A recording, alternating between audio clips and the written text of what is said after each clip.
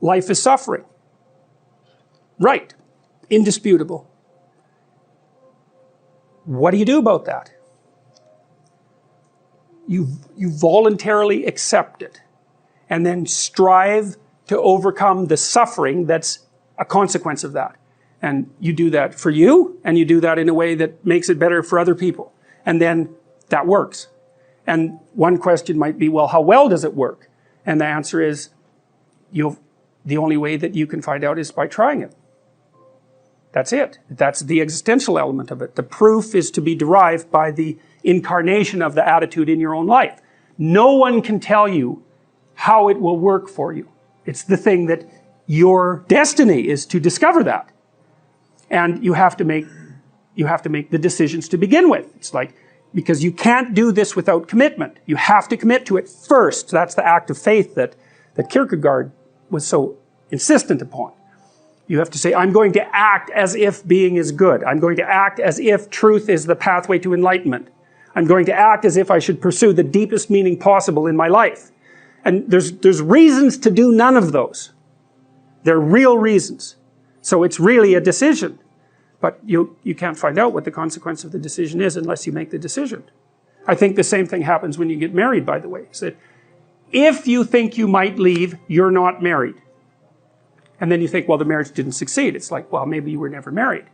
Because the rule is, you don't get to leave. And there's a reason for that rule. Now, I'm not saying that there aren't situations where there should be exceptions made for that. That's not the point. The point is that there's some games you don't get to play unless you're all in.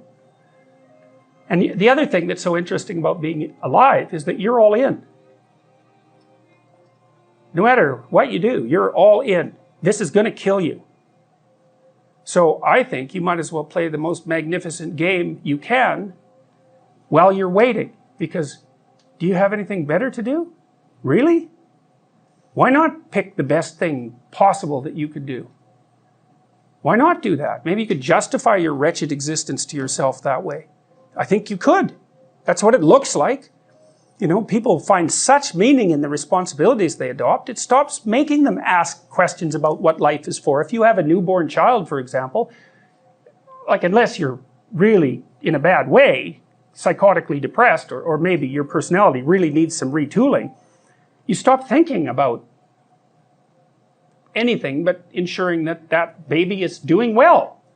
And if someone comes along and asks you an existential question about your commitment to that, the right response is, why are you asking me such stupid questions when this is manifesting itself right in front of your eyes? Like, how blind can you be? That isn't a time for questions about the meaning of life. The answer is right in front of you. And if you can't see it, it's not because life has no meaning, it's because you're blind. I mean, that's what the image of the Virgin Mother and the child is all about. It's like, what's the answer to the meaning of life? Here's an answer. It's like, well, I'm going to criticize that. Well, go right ahead. You know, it's like what you're like a what do you call that? A termite gnawing on a temple. There's no utility in that sort of criticism. It's blindness. And it's the same thing with regards to the path of the hero. It's like it glistens in front of you and you can criticize it. It's like, fine. Put the cart before the horse and see how far you get. You want to develop your personality, just do what you love. You know, it's a corruption of Carl Jung's thinking, because Jung would say, well, follow what you're interested in, it'll take you somewhere you really don't want to go, and then maybe you'll learn something. So, and that's a whole different proposition. So, human beings, if you talk about a human being, you tend to use something that's like a story. And when you recount your own being, you tend to use something like a story, and that sort of begs the question, you know, does that mean in fact that your experience is either a story or something like a story? One of the things Jung said, I really like this, is you should figure out which story you're living, because you're living a story, and it might be a tragedy. And so, you know, you want to find out, because if it's a tragedy, you don't come to a very good end. Another thing Jung said was, this is also worth thinking about, people don't have ideas. Ideas have people. And so what Jung would say is that if you're living out a tragedy, the tragedy has you. You don't have it. And if you can figure out what the tragedy is that has you in its grip, then you have a fighting chance of escaping from it into a more pleasing plot. But it's no easy thing. You know, so if you're one of those people to whom the same terrible thing keeps happening over and over, after the third time, approximately, you might ask yourself, you know, is this the world or is this me? If you're going to face a threat, if you face it voluntarily, what happens is your body activates itself for exploration and mastery. But if you face it involuntarily, same size threat, then you revert to prey mode, and you're frozen, and that's way more stressful. It's way harder on your body, and so it's better to keep your eye open and watch for emergent threats, because you all know, you know, what you're not doing quite right and where your life is likely to unravel. You all have a sense of that, and the best thing to do is to not ignore that, to pay attention to it, to watch it, and to take corrective action early, and then, you know, you stay on top of things, and things, your little trip to the underworld might be a few minutes long instead of a catastrophe that produces post-traumatic stress disorder, knocks you out for 4 or 5 years, and maybe you never recover. So, and that's, you know, that's what these kind of symbolic representations mean.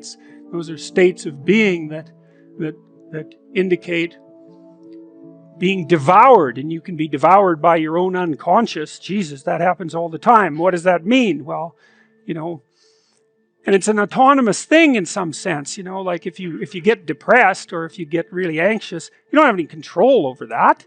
It's like it sweeps up over you and pulls you down. Why down? Well, down is where you go when you're sad. You don't go up. Man, I'm up today. Oh, that's too bad. No, it's man, I'm down today. And well, that's partly this, and it's partly because this is subordinate, and it's partly because down is closer to the ground and farther from the sky. Like, there's all sorts of reasons you're feeling down rather than up. Up is where you're aiming, right? You aim up, you don't aim down. Life isn't a game. It's a set of games. And the rule is, never sacrifice victory across the set of games for victory in one game. Right? And that's what it means to play properly. You want to play so that people keep inviting you to play, because that's how you win. Right? You win by being invited to play the largest possible array of games. And the way you do that is by manifesting the fact that you can play in a reciprocal manner every time you play, even if there's victory at stake. And that's what makes you successful across time. And we all know that, and we even tell our kids that, but we don't know that we know it. And so we're not adapting ourselves to the game and victory in the game. We're adapting ourselves to the meta game and victory across the set of all possible games. And that's what well, that's exactly what, as far as I can tell, that's exactly what this is aiming at too. That's the same idea, that there's a mode of being that transcends the particularities of the localized contest. That's the other way to think about it. And to act morally is not to win today's contest at the expense of the rest of possible contests. There's an absolute moral stance there, and everyone recognizes it.